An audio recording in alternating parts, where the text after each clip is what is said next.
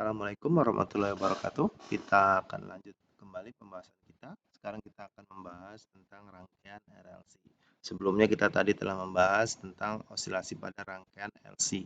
Osilasi yang terjadi pada rangkaian LC adalah osilasi yang tidak teredam. Kenapa? Karena dalam rangkaian LC tidak ada komponen resistor. Jadi kita menganggap dalam kondisi ideal tidak ada energi yang terdisipasi, maka jumlah muatan tidak akan berkurang sehingga osilasi akan terus berlanjut. Berbeda dengan rangkaian LC, rangkaian LLC yang dihubungkan dengan GGL eksternal, dia akan menghasilkan yang namanya gaya penggerak, atau dalam hal ini osilasi yang terjadi dalam rangkaian LLC yang dihubungkan dengan GGL eksternal itu merupakan osilasi yang dipaksa atau osilasi paksa, atau ada osilasi yang menggerakkan, bukan osilasi yang berasal dari komponen-komponen dalam rangkaian tersebut. Maka dalam rangkaian RLC yang dihubungkan dengan GGL eksternal akan memiliki dua frekuensi sudut. Yang pertama adalah omega. Omega adalah frekuensi sudut alami atau frekuensi sudut natural yang dimiliki ketiga komponen tersebut. Dan yang kedua adalah omega D atau frekuensi sudut penggerak yang berasal dari GGL eksternalnya. Nah, ini adalah gambar dari rangkaian RLC, di mana dalam rangkaian ini dia memiliki resistor, kapasitor, dan induktor. Nah, dalam rangkaian ini kita bisa menentukan persamaan untuk amplitudo dan konstanta fase dari arus yang berosilasi dalam bentuk amplitudo epsilon, maksudnya eksternal GGL eksternalnya dia akan berosilasi dalam amplitudo EM, epsilon M, dan frekuensi sudut yang dimaksud adalah omega D atau frekuensi sudut penggerak yang asalnya dari si GGL eksternalnya tadi. Nah, untuk lebih mudah kita memahami rangkaian RLC, ada baiknya kita membahas setiap komponennya masing-masing dulu. Yang pertama kita bahas resistor, kapasitor, dan induktor. Nah, untuk beban resistif berarti dalam rangkaiannya ada resistor. Jadi kita anggap rangkaiannya hanya ada satu resistor yang terhubung dengan GGL eksternal atau arus, dalam hal ini GGL-nya adalah arus bolak-balik. Nah, dalam hal ini kita bisa mencari hubungan antara tegangan dan arus yang mengalir dalam resistor dalam sebuah grafik. Karena dia berosilasi sinusoidal, tegangan dan arusnya juga berosilasi. Nah, dalam hal ini arus dan tegangan dia akan berosilasi pada fase yang sama. Dia akan muncul dengan waktu yang bersamaan. Nah, kalau kita tunjukkan dalam diagram fasor atau diagram yang menunjukkan vektor dari arah rotasi arus dan tegangan, maka nanti akan mendapat grafik yang seperti ini. Ini adalah VR, kemudian ini adalah IR. Dia berada dalam fase yang serupa atau fase yang sama. Nah, kita bisa menggunakan aturan umum dalam sebuah rangkaian, di mana epsilon dikurang dengan VR. VR ini adalah tegangan beban atau tegangan dalam resistor itu akan sama dengan 0. Jadi ini sumbernya dikurangi dengan bebannya akan sama dengan 0. Maka dari sini kita bisa menuliskan VR besar tegangan dari kapasitor itu akan sama dengan epsilon M sin omega D dikali dengan T. Nah, ini apa? Bagian apa? Ini adalah besar dari osilasi si epsilon atau GGL-nya tadi, jadi osilasinya. Jadi dia akan berosilasi sesuai dengan persamaan ini. Ini adalah osilasi GGL. Osilasi GGL adalah epsilon M sin omega D dikali dengan T. Omega D ini apa? Omega D yang saya sebut sebagai frekuensi sudut penggerak tadi. Maaf.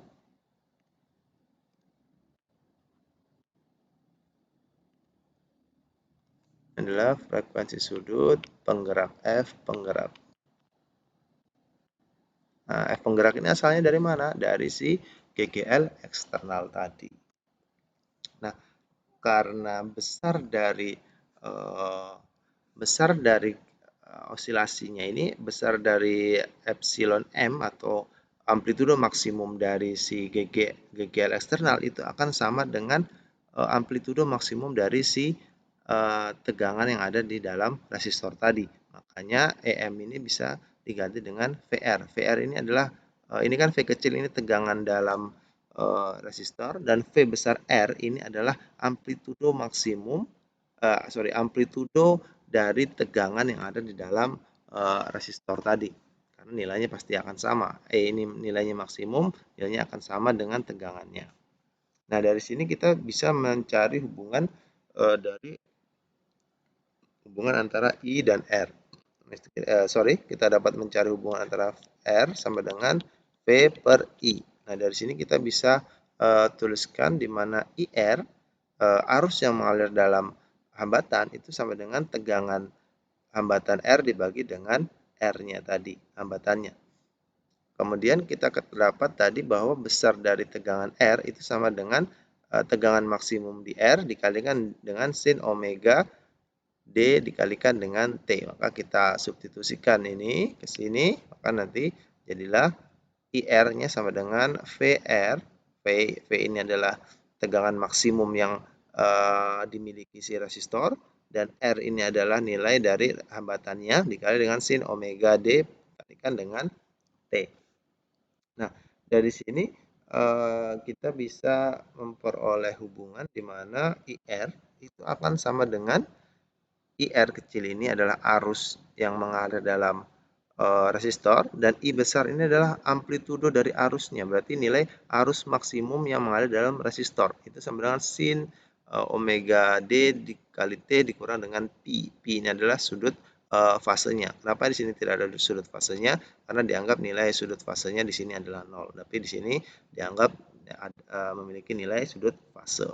Nah, dengan hubungan yang sama kita bisa memperoleh nilai tegangan maksimum. VR ini adalah tegangan maksimum yang ada di resistor itu sama dengan arus maksimum yang mengalir, amplitudo dari arus maksimumnya dikalikan dengan resistornya. Jadi ini adalah persamaan untuk mengetahui tegangan maksimum yang mengalir dalam sebuah resistor. Nah, kemudian kita masuk ke komponen yang kedua, yaitu kapasitor. Dia disebut sebagai beban kapasitif. Berarti dalam rangkaian itu hanya ada kapasitor yang terhubung dengan GGL eksternal merupakan arus searah. Kita bisa mencari sama halnya dengan beban resistif, kita juga bisa mencari beban kapasitor. Kita bisa mencari hubungan antara tegangan kapasitor dan arus yang mengalir dalam kapasitor dalam sebuah bentuk grafik. Karena dia juga berosilasi. Arus dan tegangan yang melalui kapasitor dia juga berosilasi. Dia akan berosilasi sesuai dengan grafik ini. Di mana dari sini terlihat bahwa arus akan mendahului tegangan sejauh beda fasenya adalah 90 derajat. Dia akan muncul lebih dahulu dibandingkan si tegangan. Jadi arusnya akan muncul duluan sebelum si tegangan. Nah, beda fasenya adalah 90 derajat di mana arus akan muncul duluan dibandingkan si tegangannya. Nah, kita juga bisa memperoleh persamaan gelombang untuk tegangannya, yaitu adalah VC. VC ini adalah tegangan di kapasitor, itu sama dengan tegangan maksimum amplitudo dari VC-nya ya. Tegangan maksimum di kapasitor dikalikan dengan sin omega dt. D ini omega D berarti dia adalah frekuensi sudut penggeraknya, frekuensi sudut dari si GGL. Nah, kalau kita mencari hubungan antara tegangan dengan muatan dalam kapasitor, maka nanti kita akan dapat persamaan ini, di mana Q C berarti dia adalah muatan dalam kapasitor, itu akan sama dengan C, kapasitansi dari kapasitor dikalikan dengan tegangan kapasitornya, di mana tegangan kapasitor adalah VC kuadrat sin omega D dikali dengan T. Jadi kita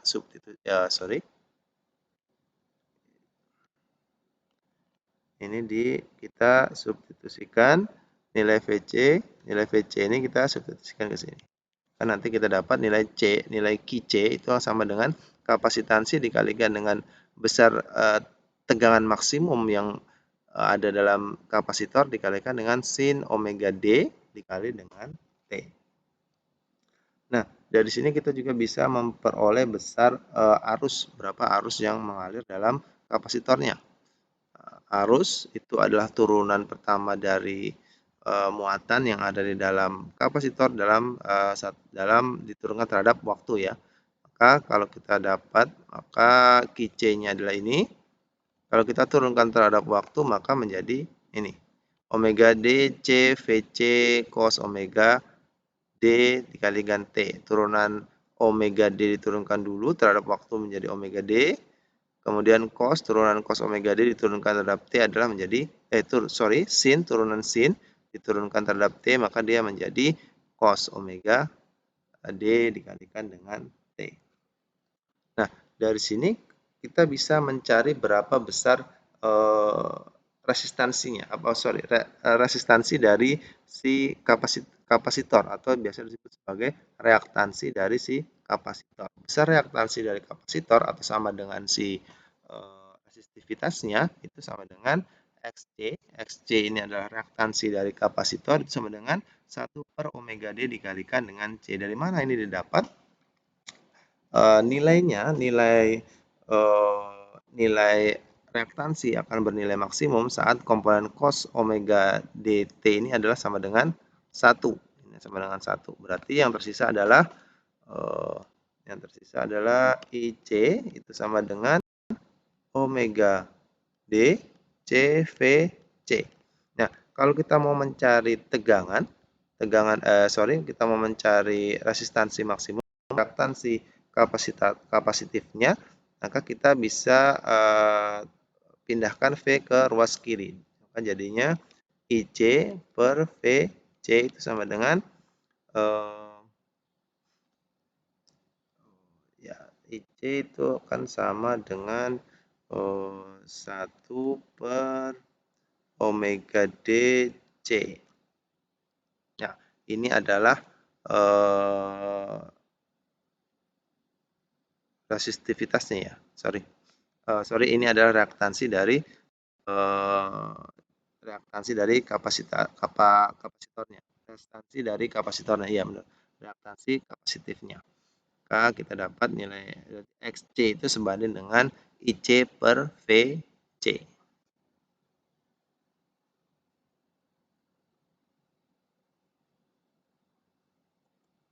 Nah, sekarang kita lanjutkan ke beban induktif. Nah, dalam beban induktif berarti rangkaiannya hanya ada induktor.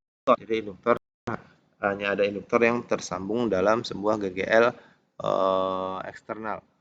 Nah, dalam hal ini kita dapat melihat hubungan antara tegangan dan arus yang ada dalam induktor. Dia membentuk grafik seperti gambar di sebelah kanan ini, di mana arusnya itu akan terlambat atau berbeda fase 90 derajat dengan tegangan. Jadi yang muncul duluan adalah tegangan, baru kemudian arusnya.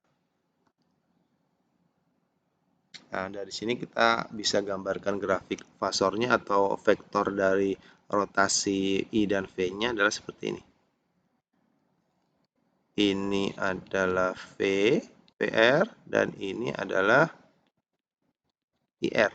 Jadi dia berbeda fase ya. Dia berbeda fase. Ini adalah sudut omega D-nya. Omega D-nya. Omega DT-nya di sini. Ini adalah sudut omega DT. Jadi frekuensi sudut penggerak saat waktu T. Nah, dari sini kita bisa memperoleh persamaan sama seperti halnya dalam kapasitor maupun resistor. Dalam induktor kita juga bisa menggunakan persamaan yang mirip, hanya berbeda di tegangan yang diukur saja. Tegangan yang diukur di sini adalah tegangan dalam induktor. Kan persamaannya adalah VL sin omega dt. VL ini adalah tegangan maksimum atau amplitudo dari VL-nya. Nah, di bab sebelumnya kita ketahui bahwa besar epsilon L itu sama dengan L dI per dt. Nah, maka kita juga bisa menuliskan bahwa besar VL itu akan sama dengan L dI arus yang mengalir di L per dt. Berarti besar induktansinya dikalikan dengan kecepatan arus yang mengalir dalam si induktor tadi. Maka kita bisa tuliskan DIL per dt, yaitu adalah perubahan arus yang terjadi dalam induktor itu sama dengan VL per L sin omega D T. Sorry, D-nya ini adalah indeks ya. Jadi D ini bukan parameter, D-nya ini adalah indeks yang menunjukkan bahwa omega ini adalah omega yang berasal dari si penggeraknya. Nah, dapatnya ini DIL atau arus yang mengalir dalam induktor itu akan sama dengan VL per L dikalikan sin omega D dikalikan dengan T. Kalau itu kita integralkan, maka nanti akan menghasilkan ini, IL akan sama dengan VL per WD per L cos omega D dikalikan dengan T. Dari sini kita bisa memperoleh nilai reaktansi dari induktifnya atau nilai resistivitas hambatan yang diberikan oleh si induktor itu sebesar XL sama dengan omega D dikalikan dengan L. XL ini adalah reaktansi dari induktif, omega D adalah frekuensi sudut penggeraknya, L adalah besar dari induktansinya. Maka dari sini kita juga bisa memperoleh nilai VL itu sama dengan IL dikalikan dengan XL. Nah, kalau yang di kapasitansi tadi, VC itu sama dengan IC dikalikan dengan XC. Tegangan di kapasitor itu sama dengan arus yang ada dalam kapasitor dikalikan dengan reaktansi dari kapasitifnya. Itu kan sama dengan VR tadi. VR sama dengan IR dikalikan dengan R. R ini R XC, XC dan XL. XC dan XL itu hampir menyerupai si R ini. Jadi dia bentuk penolakan dari si komponen tadi terhadap arus yang mengalir. Nah, setelah kita telah membahas setiap komponen, sekarang kita coba analisis rangkaian secara lengkap. Kita bisa mencari amplitudo I dan konstanta fase dalam rangkaian RLC ini. Untuk lebih mudahnya kita harus menggunakan diagram fasor atau diagram menunjukkan arah vektor dari komponen-komponennya. Yang pertama ini adalah diagram fasor dari arus maksimum yang mengalir dalam rangkaian ini adalah I ini adalah nilai maksimumnya dengan omega dt dikurang theta ini adalah konstanta fasenya. Nah, dari sini kita bisa menggambarkan juga fasor yang mewakili tegangan. Tadi kan ada berarti di sini ada VR, di sini ada VC, di sini ada VL. Nah, kita bisa buat grafik diagram fasornya. Nah, ini terlihat VC dan VL dia berlawanan arah nilainya ya. Berbeda dengan VR. VR dia berbeda fase dengan L, tapi dia tidak berlawanan arah. VL dan VC dia berbeda fase dan dia berlawanan arah. Sehingga kita bisa vektornya nanti kita bisa jumlahkan dari ketiga vektor ini. Karena awalnya dari aturan loop umumnya di mana epsilon itu sama dengan tegangan di R ditambah dengan tegangan di C ditambah dengan tegangan di L. Berarti komponen ini akan sama ketika si FL, FC dan FR ini dia berotasi secara bersamaan, maka nilai dari osilasi si omega, si epsilon yaitu adalah epsilon M-nya, osilasinya itu nilainya juga akan sama. Nah, ini adalah fasor untuk si osilasi dari GGL eksternalnya dengan sudut omega dt. Jadi omega d itu adalah frekuensi penggerak yang asalnya itu dari si GGL eksternal. Nah, dari sini kita bisa membuat sebuah grafik hubungan. Nah, dari sini ini VC kurang VL. Kenapa VC dikurang VL? Karena dia berlawanan arah, maka kita bisa jumlahkan vektornya, sama prinsipnya sama dengan vektor. Kita jumlahkan VL, karena dia berlawanan arah, maka VL dikurang VC. Kemudian ada vektor R, R ini adalah hambatan. Kemudian di tengahnya adalah resultannya. Resultannya adalah epsilon M, atau epsilon M ini adalah osilasi dari GGL eksternalnya. Nah, kalau dari sini kita bisa tuliskan dengan menggunakan trigonometri, maka kita tuliskan epsilon M kuadrat itu akan sama dengan PR kuadrat ditambah dengan VL dikurang dengan VC kuadrat. Nah, dari sini kita bisa ganti karena kita tadi sudah dapat nilai VR itu sama dengan IR kali R, kemudian VC itu sama dengan IC dikali dengan XC, kemudian VL itu sama dengan IL dikali dengan XL.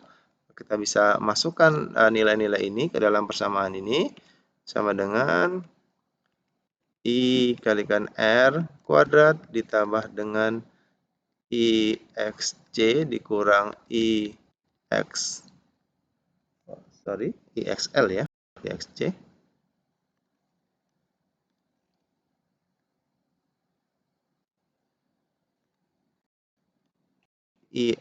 IXL dikurang dengan L-nya itu dia indeks ya, bukan parameter, bukan nilai. Berarti menunjukkan bahwa ini adalah reaktansi dari induktif. Kemudian I dikalikan dengan XC. Berarti ini adalah reaktansi induktif, ini reaktansi dari kapasitifnya.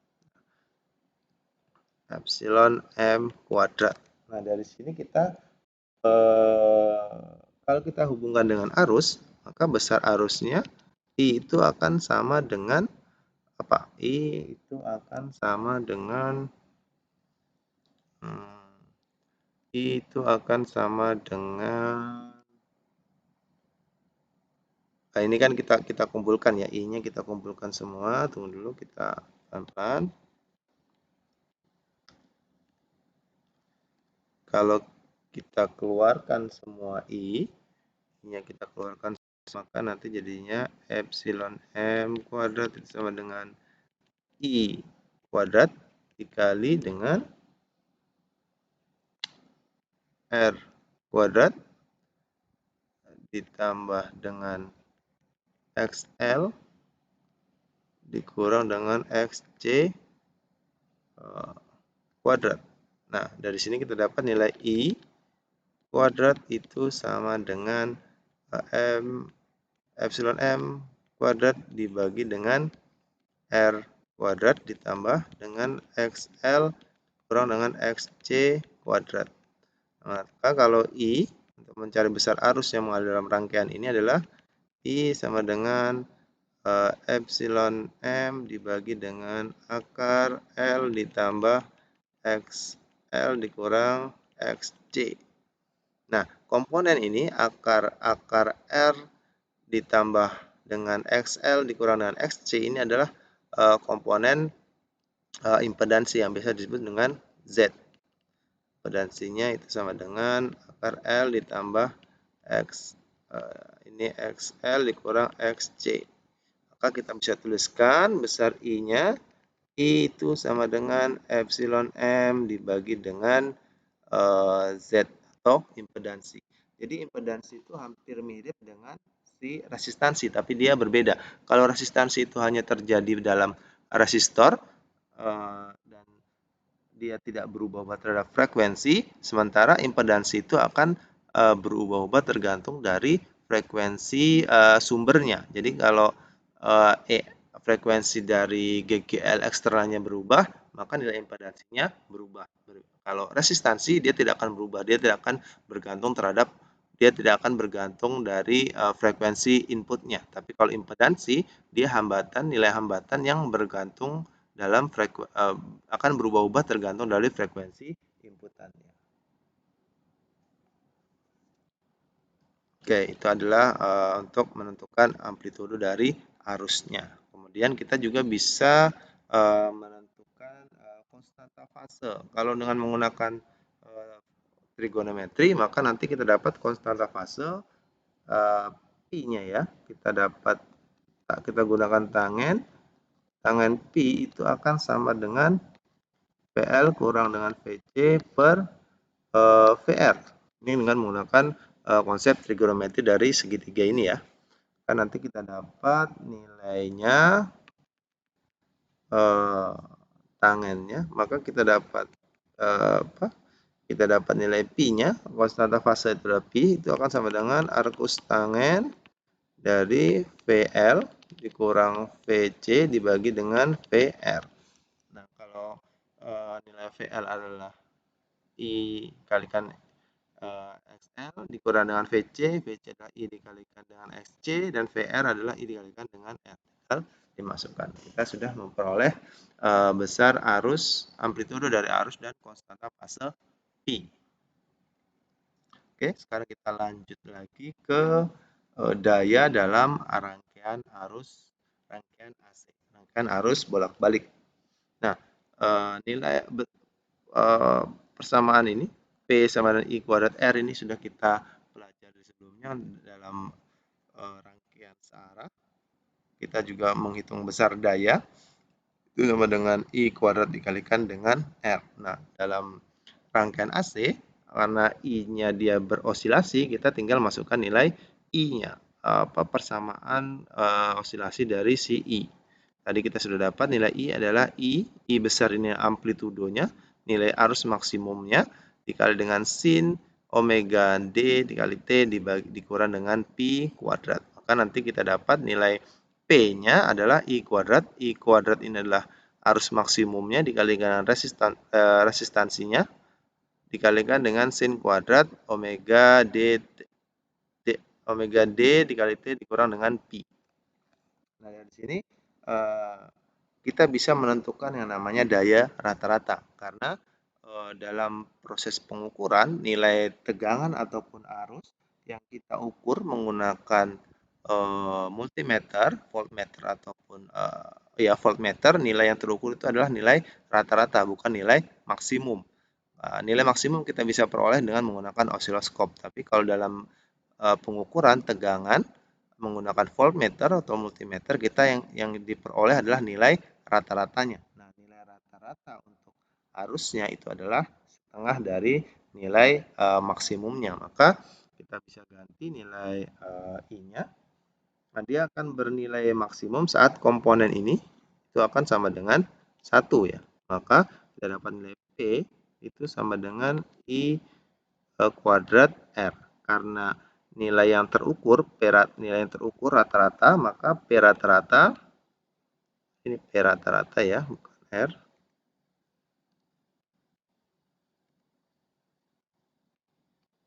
P rata-rata itu sama dengan I kuadrat per 2R.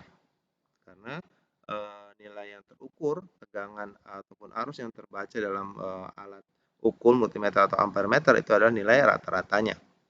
Nah, kita nanti bisa mencari nilai RMS atau root mean square-nya.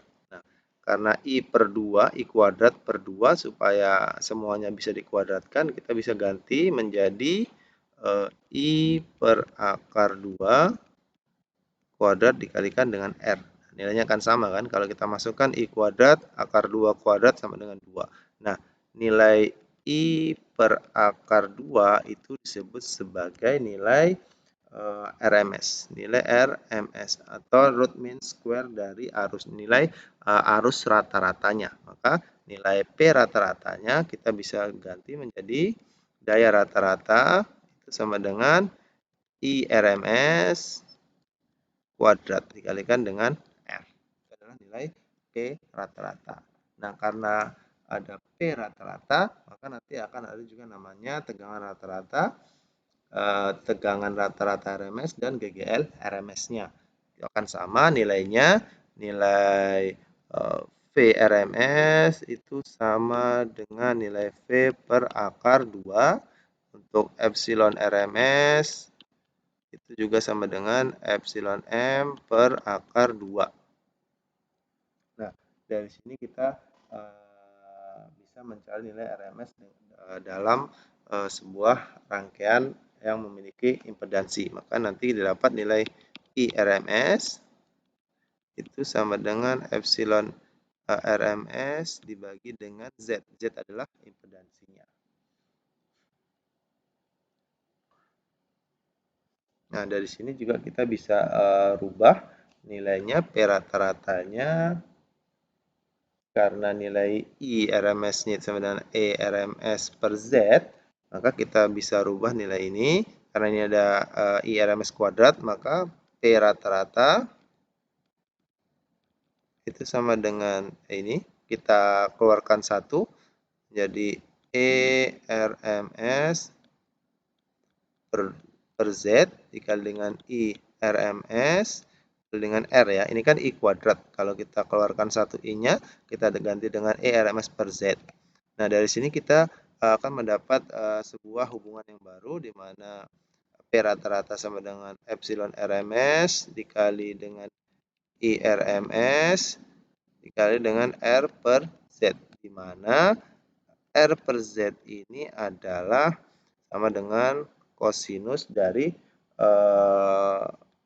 Pi atau kosinus dari konstanta fasenya.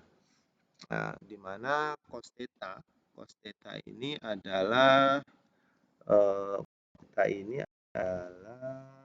faktor daya.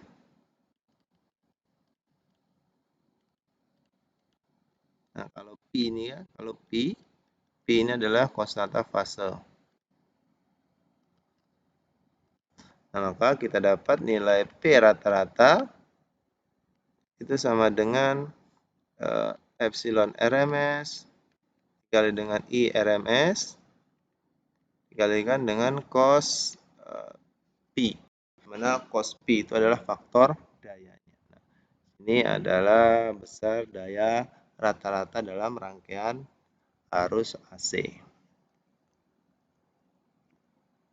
Nah, ini ada contoh, ada sebuah rangkaian RLC, dia memiliki tegangan RMS adalah 120 volt, kemudian dan frekuensi D, berarti frekuensi penggeraknya adalah 60 Hz, kemudian di dalamnya itu mengandung R dengan nilai 200 ohm, kemudian reaktansi induktifnya adalah 80 ohm, dan reaktansi dari kapasitifnya adalah 150 ohm. Kita bisa tentukan berapa besar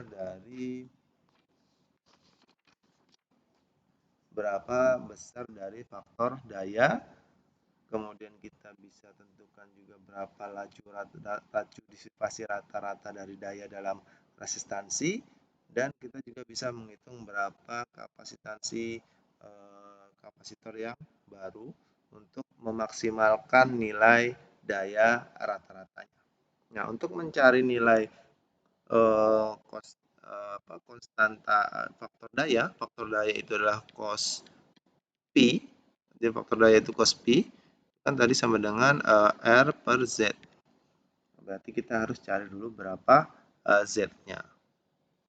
Z itu sama dengan akar R kuadrat ditambah XL dikurang XC kuadrat. Kalau kita masukkan nilai-nilai tadi, kita dapat nilai Z-nya adalah 211,9 ohm. Nah, kalau kita masukkan nilai R-nya ini, maka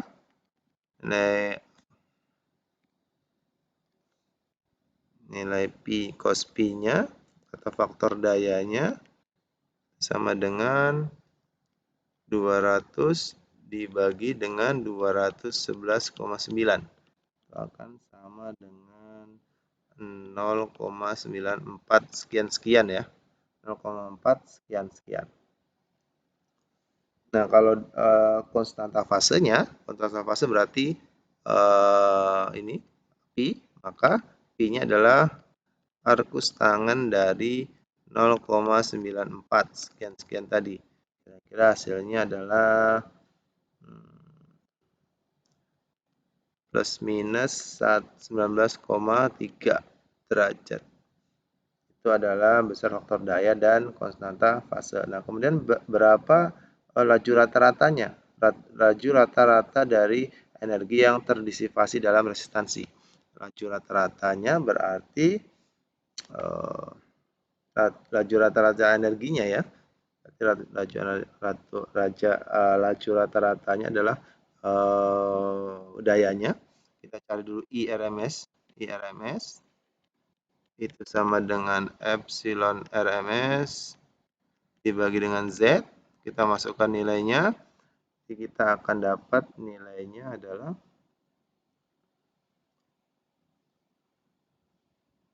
kita tinggal masukkan nilainya, itu tinggal masukkan 120 dibagi dengan Z-nya tadi. Kemudian kalau mau mencari P rata-ratanya, kita bisa langsung P rata-rata itu sama dengan epsilon RMS dikali dengan I RMS dikali dengan cos Pi. Kita tinggal masukkan nilai-nilai yang dapat tadi. Ini epsilon RMS, kemudian I RMS-nya. I RMS dicari dari sini. Kita masukkan nilainya tadi. Dari sini I RMS, kemudian cos Pi. Cos Pi-nya sudah kita dapat, nilainya adalah ini. Nanti kita dapat nilainya, kalau kita masukkan semua, nilainya adalah 64,1 watt. Oke, sekian untuk materinya. Terima kasih. Silakan dipelajari. Jika ada yang ditanyakan, silakan tanyakan pada dosen pengampu masing-masing. Sekian materinya. Assalamualaikum warahmatullahi wabarakatuh.